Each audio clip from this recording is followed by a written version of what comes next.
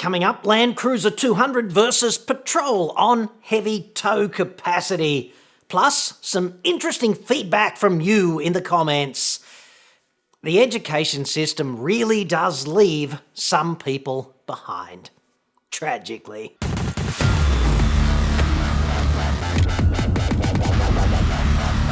I'm John Cadogan from AutoExpert.com.au, the place where Australian new car buyers save thousands off their brand new cars. Hit me up on the website for that. Yesterday, I answered a viewer's question on heavy towing with Nissan Patrol Link, up there somewhere, whatever. Doing this was tantamount, of course, to approving a bunch of visas at the dumb shit city limits. Why pick on Nissan? Do Landcruiser 200, it's not much better, or Ranger, or Hilux. Rob. Punctuation, mate, full stops, question marks, apostrophes, proper nouns. So seemingly complex. And yet, these and of course, our thumbs and online porn are what sets us apart from the frickin' chimps, mate. Is it really that hard to pay vestigial attention, perhaps, I don't know, every second day at school? 15 words, 8 grammatical errors, all of which I would expect a median 12-year-old to get right. That's more than one error for every 2 words, mate, so well done. Pro tip, and you'll probably need both brain cells online for this. It's not an example of me picking on poor old Nissan when I point out Patrol's towing capabilities and limitations. That's an example of me providing facts in the public interest so that consumers can make an informed decision, and hopefully presenting it in something of an entertaining way. Still, this is not a bad idea from Rob. I think you'd agree. It's just a very badly expressed kind of good idea. So, we will shortly do Landcruiser versus Patrol on heavy towing. Do try to keep up. Not that you're brave enough to actually read your comments, but mate, who are you kidding? Blading every man who comments as though he has no knowledge does not make you the oracle. What do you recommend, dude? Say a tandem trailer load of gold bullion, 1,200 Ks each way. What would you suggest? Be honest with yourself. The Nissan would nail it. You're a joker. Or I could spend all my super on some stupid shiny Toyota to do the same job. Pretty safe to say that Jake wasn't all that actively engaged while at school either. Equally safe to presume, I think, that the gold bullion hauling mission is naught but a thought experiment, because if you did in fact have a trailer full of gold, you'd just charter a C-130 and some mercenaries. I mean, I know I would.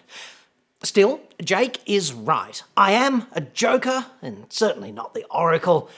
The Oracle was a black woman, if my memory of the Matrix remains accurate after all these years, and I'm only ever a black woman when I am coming off a benzodiazepine bender. Jake went on, somewhat combatively, in my view. But yes, him in a predicament need a decent tow vehicle. Wish my internet would stop recommending you. I look because it's like watching a train wreck. Why do you feel the need to speak like everyone else is dopey? What I gather from your talk is that you don't have a fraction of actual experience. I respect if this is your career. Wait, just heard you address the topic. Sure, use a truck. What if it's a one-of job? Jake, mate, I too sincerely wish that your internet would stop recommending me. I knew we would eventually reach some point of commonality, and this is, of course, why humans invented dialogue in the first place. And I agree, it is a problem if it's a one-of job. I mean, one-of jobs are a problem because you certainly couldn't just, I don't know, buy a Corolla and contact one of the several thousand freight companies in the nation and pay them using the money you save on this cheaper conveyance to transport whatever one of at a fraction of the cost of either heavy tow vehicle. I guess I do sometimes speak as if everyone is, let's be kind of dopey. Mainly because I see many comments of this nature and I see that people like this remain free to breed and vote. I really do think this leads to a suboptimal outcome for the gene pool over the long term. And I am not alone. It was Winston Churchill himself, after all, who opined that a powerful argument indeed against democracy could be framed after just a 5-minute chat with the average voter. So, LC Sahara starts the same story with only 610 kilos of carrying capacity. Why no mention of that? Toyota paying the bills this month? Patrols are selling better all the time, and so many issues with cruisers must be making Toyota nervous. It is something of a poor outcome when those testes remain undescended, isn't it? Toyota sold just shy of 14,000 Landcruisers last year. That was the wagons. Nissan sold just under 2,000 Patrols, so it's hardly a fair fight, is it? Safe to say Toyota is not all that nervous, at least not yet, but Landcruiser sales are flat, whereas Patrol was up about 700 units compared with 2018.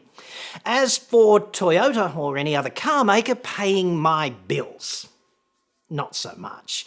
Not at all, actually, and after the reaming I have given Toyota over the past, 2 years or something, the king of mediocrity, and reamed for the deplorable epidemic of failures of its DPFs in Hilux, Fortuna and Prado, and of course the ongoing dusting issues with the Landcruiser, and I guess we should throw in the ridiculous proposition embraced by Toyota Shitsville, referring to its customers as friggin' guests. A masterstroke of disgraceful and unnecessary upstream Japanese appeasement, in my view. After that, I'm not exactly expecting their people to beat down my door to unload their fat stacks of cash. Damn it. Possibly when hell freezes over.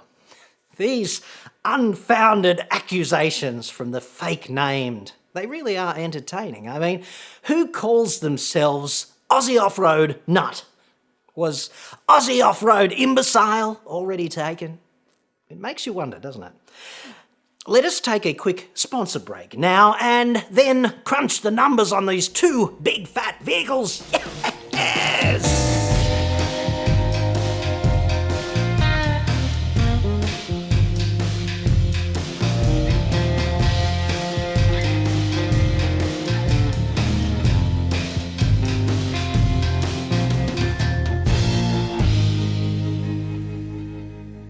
The Ming moles there, of course, encapsulating in silicon everything which is pure and delightful about that car dealership experience.